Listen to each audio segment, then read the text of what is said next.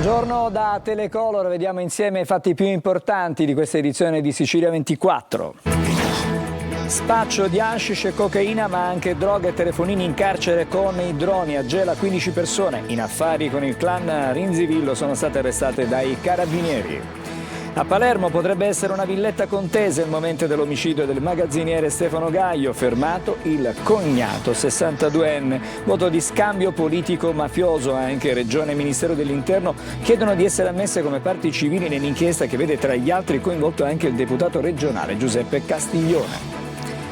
A Catania arrivano le dimissioni di Giuseppe Reina, direttore sanitario dell'ASP. Il dirigente era stato sospeso per un anno dall'incarico perché indagato per violenza sessuale.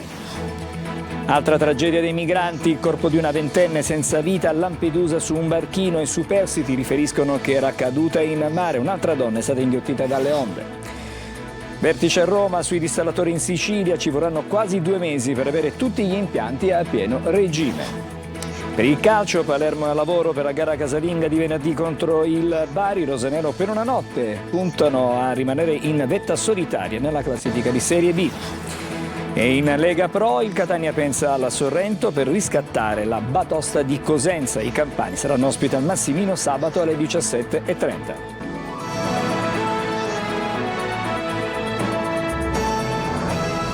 Ancora una buona giornata, cominciamo il nostro telegiornale con la cronaca, spaccio di hashish e cocaina, ma anche droghe e telefonini in carcere con i droni. A Gela 15 persone che facevano affari con il clan Rinzivillo sono state arrestate dai carabinieri. Rita Cinardi.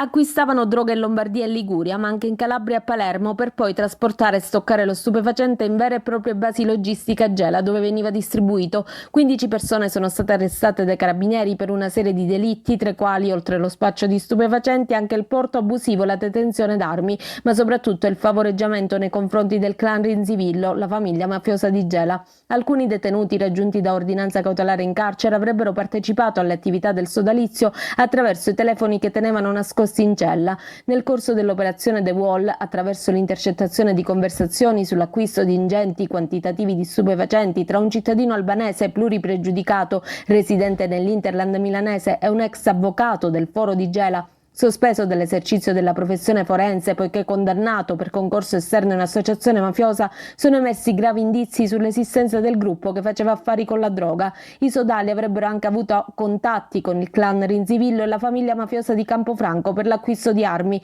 I proventi illeciti sarebbero confluiti in una cassa comune che veniva chiamata il salvadanaio, utilizzata anche per contribuire al mantenimento dei detenuti o per pagare il manovratore del drone incaricato di recapitare stupefacenti e telefonini all'interno delle strutture carcerarie. Adesso andiamo a Palermo, potrebbe essere una villetta contesa, il movente dell'omicidio del magazziniere Stefano Gaio. Ad uccidere l'uomo il cognato 62enne. Sarebbero nate lite e gelosie per la villa che il suocero aveva donato alla figlia e moglie di Gaio. Marco Gullà.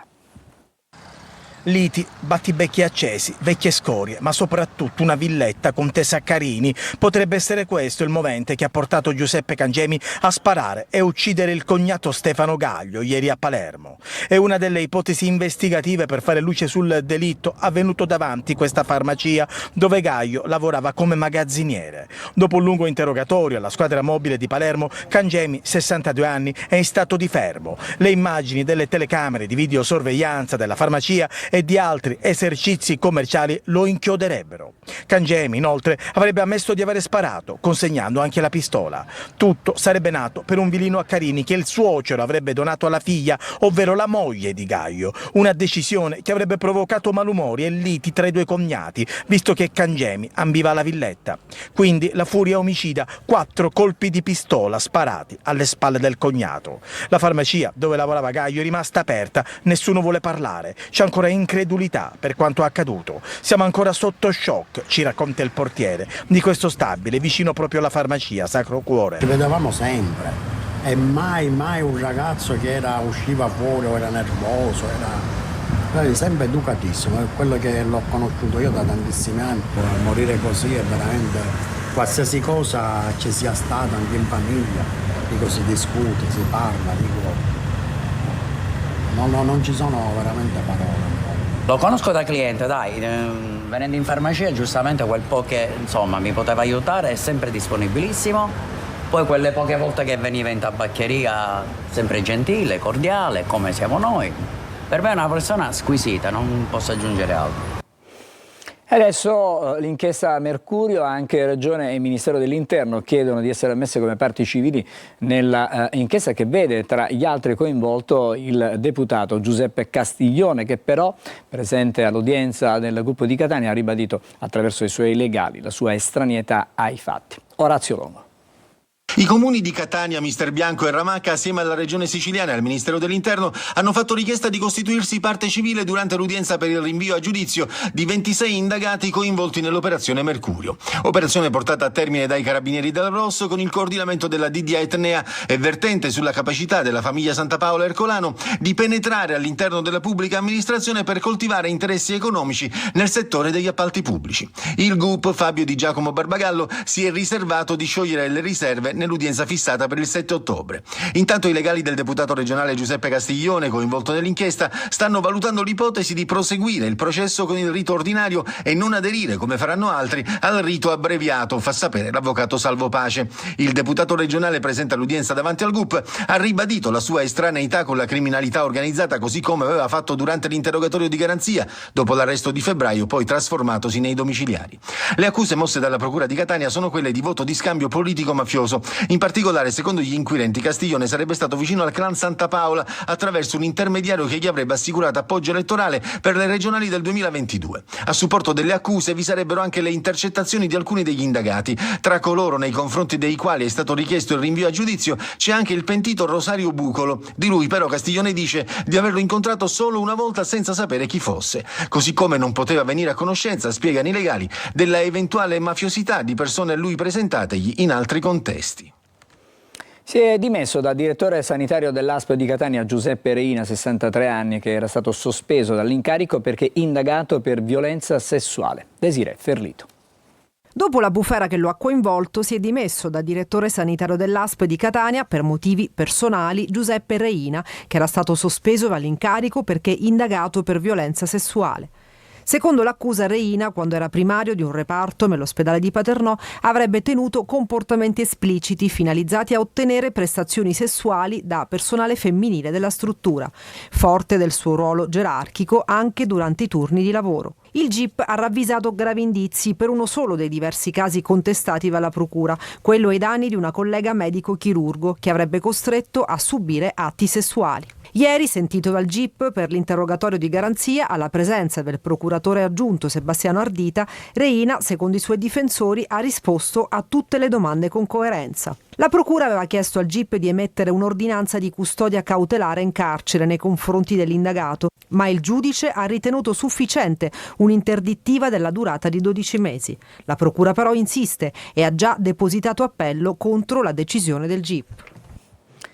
Torniamo nel palermitano. A Carini una rissa tra vicini di casa per la musica troppo alta si è trasformata in un incubo con un ragazzo accoltellato. 10 le persone denunciate per rissa aggravata. Il racconto della madre, una collega giornalista. Sentiamo Lorena Docci. Sono felice che io ho mio figlio, anche se naturalmente traumatizzato dalla situazione, spaventato, anche se ha questi punti addosso, anche se è pieno di dolori e la notte non dorme, anche se tutto quello che possiamo dire, sono felice che oggi lo sto raccontando. Dall'ospedale in cui è ricoverato il figlio di 22 anni, Mary Giammona racconta quella domenica da incubo. Da giornalista di Teleiato mai avrebbe pensato di essere lei e la sua famiglia al centro di un fatto di cronaca. Il figlio accoltellato al braccio e al torace, il marito picchiato, al culmine di una rissa con un gruppo di palermitani che avevano affittato una villetta per l'estate a Carini. Un karaoke, canzoni neomelodiche, tutto quanto, praticamente una sola richiesta, appunto, di spostare la cassa dal mio muro di cinta e metterla più in dentro in maniera tale che loro la sentivano meglio e non la sentivo io. Praticamente è scaturita una inutile rissa che si poteva tranquillamente evitare e mio figlio è stato accoltellato. In un post su Facebook Mary scriveva: ho visto il sangue che copriva il corpo di mio figlio, ma nessuno è stato trattenuto per tentato omicidio. Oggi quella famiglia, 10 persone tra i 19 e i 61 anni, sono stati denunciati per rissa aggravata, ma sono ancora nella villetta lì accanto. Sinceramente è preoccupato perché se sono stati in grado di fare questo, cosa sono in grado di fare. Però noi abbiamo fiducia alla giustizia e quindi non ci vogliamo pensare. C'è ancora sangue sulle strade siciliane. L'ultima vittima a Partinico, nello scontro tra un'auto ed un trattore, è morto Francesco Dioguardi, di 61 anni, imprenditore per l'appunto di Partinico. Laura Spanò.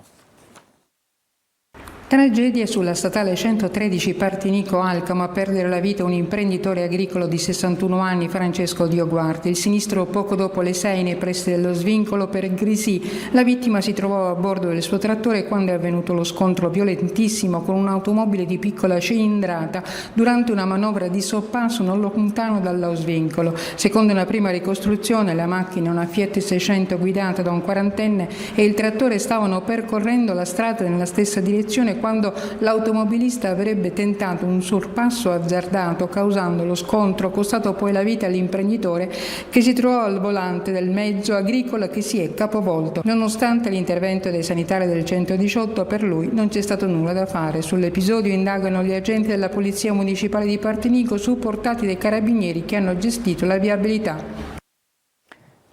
Adesso invece torniamo ad occuparci di migranti, di sbarchi. C'è stata ancora una vittima, il corpo di una giovane migrante è arrivato senza vita a Lampedusa su un barchino. I superstiti hanno raccontato che era caduta in mare, un'altra donna è stata inghiottita dalle onde. Emanuela Corsi. Aveva circa 20 anni, la migrante giunta cadavere ieri pomeriggio a Lampedusa. È morta annegata. La conferma è arrivata dall'ispezione cadaverica fatta al cimitero di Calapisana. Il suo corpo era nel barchino che la motovedetta della Guardia Costiera ha soccorso e sul quale viaggiavano 63 ivoriani, gambiani, guineani, malesi, senegalesi e sudanesi, partiti da Sfax, in Tunisia. La giovane sarebbe caduta in mare, ma nonostante i compagni di viaggio l'abbiano ripresa, non ce l'ha fatta. Le onde hanno inghiottito un'altra donna, dicono i sopravvissuti, tra i quali c'erano 3 minori. Intanto sull'isola è stata un'altra notte di sbarchi. Nelle ultime ore sono arrivati complessivamente 149 migranti dopo il soccorso di 4 imbarcazioni. Tutti sono stati portati all'hotspot, dove al momento e dopo gli 11 approdi di ieri ci sono 650 ospiti. Pianificato il trasferimento di 301 migranti a Porto Empedocle. Il comune dell'Agrigentino intanto è stato assegnato come porto sicuro alla ONG Louis Michel. L'imbarcazione ha a bordo 26 migranti, tra cui una donna incinta, salvati nel Mediterraneo. L'arrivo è previsto per il pomeriggio. Il nuovo volto della criminalità europea tra criptovalute e tecnologia, una criminalità che si è unita ed è diventata transnazionale. A Messina anche la Presidente del Parlamento europeo Roberta Metsola, il Ministro degli Interni Piantedosi e i vertici delle agenzie investigative europee hanno lanciato l'allarme e la necessità di un'azione congiunta tra i paesi e di una legislazione europea che combatta la nuova veste delle mafie. Francesco Triolo. Un'azione congiunta, una legislazione univoca a livello europeo per contrastare una criminalità che è sempre più internazionale e che utilizza da tempo le criptovalute, la moneta virtuale che garantisce privacy e soprattutto anonimato. Per questo si parla di cybercriminalità e l'allarme è arrivato dal convegno organizzato a Messina all'Università sulla criminalità nazionale e transnazionale, al quale hanno preso parte anche la Presidente del Parlamento europeo Roberta Metsola, il Ministro dell'Interno Matteo Piantedosi, i procuratori distrettuali di Sicilia e Calabria ed i vertici delle agenzie investigative europee, i rappresentanti delle forze dell'ordine. Sono fenomeni di integrazione sempre più preoccupanti, anche perché si avvalgono in una misura massiva delle nuove tecnologie, ciò che comporta l'uso di tecniche di dissimulazione, di occultamento sempre più difficili da contrastare. Gli appetiti della criminalità sono tanti, dai fondi del PNRR a quelli per il futuro ponte sullo Stretto, ad esempio. Dove ci sono soldi, loro arrivano, e in questo momento il PNRR è potrebbe diventare un bottino facile, potrebbe essere un danno così grande da far tornare indietro di 30 anni la lotta alle mafie. Dagli atti del convegno arriverà un testo da presentare in Europarlamento per rivisitare quindi la normativa del 2008 considerata troppo vecchia rispetto alla corsa alla tecnologia della criminalità. Le leggi italiane, quello che ha vissuto questo paese, ci ha imparato molto, ci ha insegnato molto e su questo noi facciamo delle leggi per tutta l'Europa. È per questo che voglio prendere con me delle storie, delle vite che sono perse, ma anche della lotta contro il male, perché nell'Europa non abbiamo posto di accettare la criminalità transnazionale e faremo tutto per abbatterla.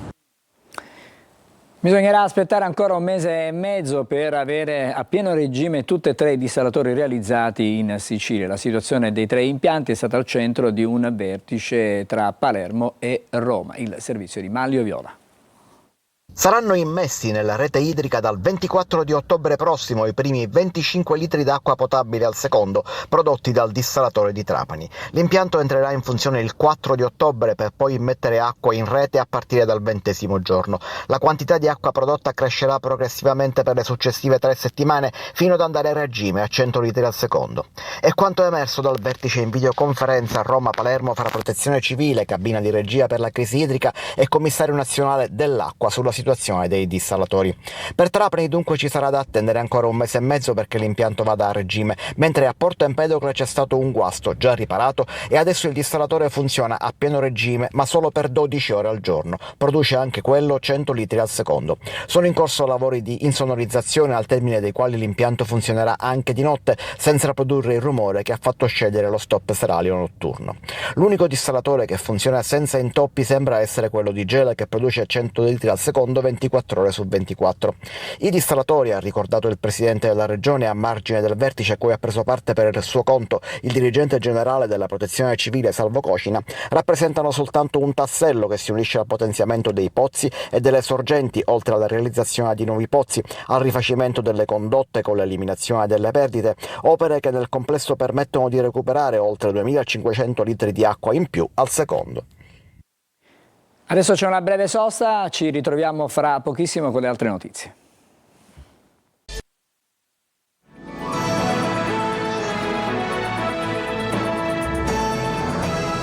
Bentornati a Sicilia 24, ieri sciopero generale di tutti i lavoratori e le lavoratrici precari del PNRR della giustizia, 12.000 in tutta Italia e tra alcuni mesi il loro contratto scadrà. Vediamo come sono andate le cose a Catania.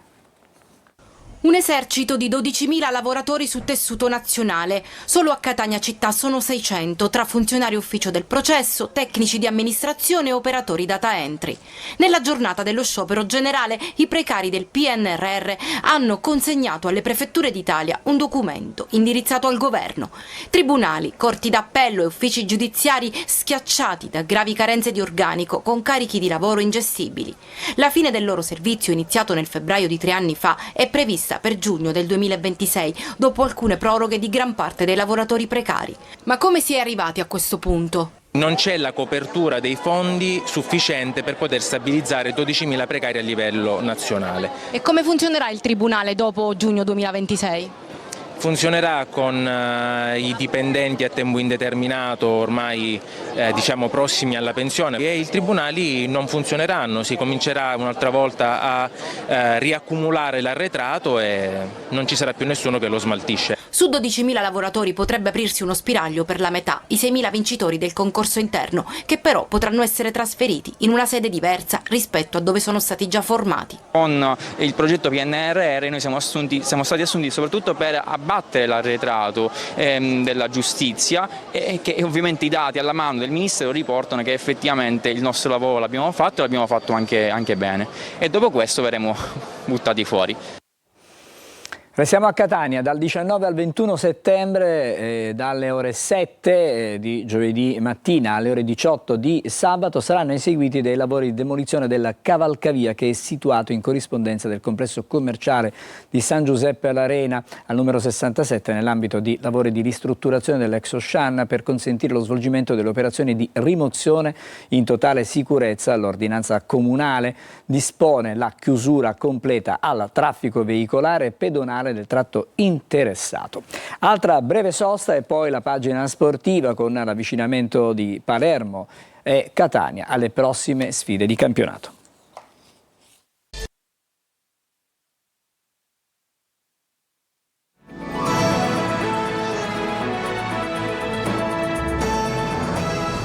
Dello sport, il Palermo al lavoro per la sfida in anticipo di venerdì sera al Barbera contro il Bari. La squadra di Inzaghi per una notte con un risultato positivo potrebbe rimanere sola in vetta alla classifica del campionato di Serie B. Marco Gullà. La vittoria sul campo del Sud Tirolo ha permesso al Palermo di rimanere agganciato alla vetta della classifica. Una prestazione positiva, concreta, pragmatica. La formazione di Inzaghi adesso lavora per il prossimo step, ovvero l'anticipo di venerdì sera al Barbera contro il Bari. Un'occasione ghiotta, il Palermo per una notte può rimanere solo saldamente al comando e spera ancora nei gol di Poyampalo, bomber indiscusso già a quota 3 reti in campionato. Per me è molto importante di continuità. Momentaneo 3 partite, 7 punti, questa bella, ma come arrivo a casa contro Bari solo 3 punti, per me è importante. Il club rosanero intanto nei prossimi giorni dovrebbe perfezionare l'accordo con il difensore Beresischi. L'ok con il giocatore è stato raggiunto da settimane e si attendono solo gli ultimi passaggi per ottenere il via libera definitivo alla conclusione dell'operazione. E sabato prossimo, siamo in Lega Pro, il Catania tornerà al Massimino e sfiderà il Sorrento.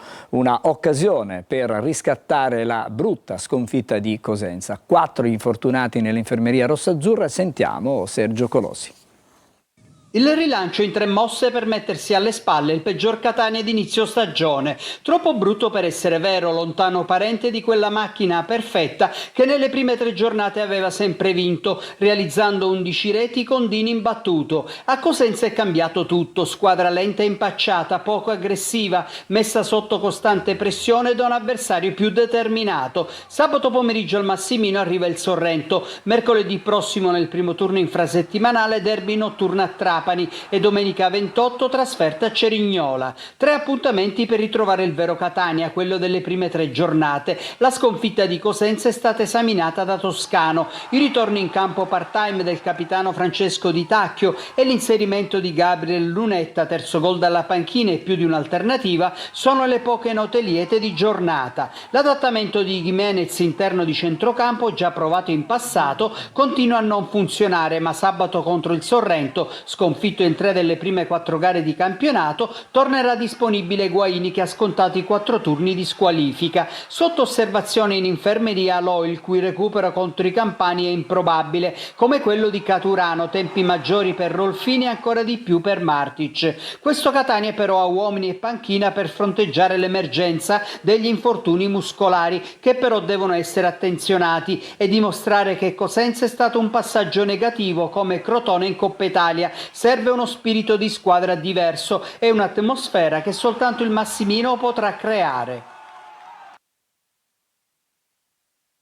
C'è un aggiornamento perché c'è stato un grave incidente sulla circonvallazione di Catania, c'è stata anche una vittima, una persona ha perso la vita, si tratta di una donna di 29 anni, al momento dell'arrivo dei soccorritori hanno trovato la giovane riversa a terra, pochi metri più in là c'era invece il suo scooter.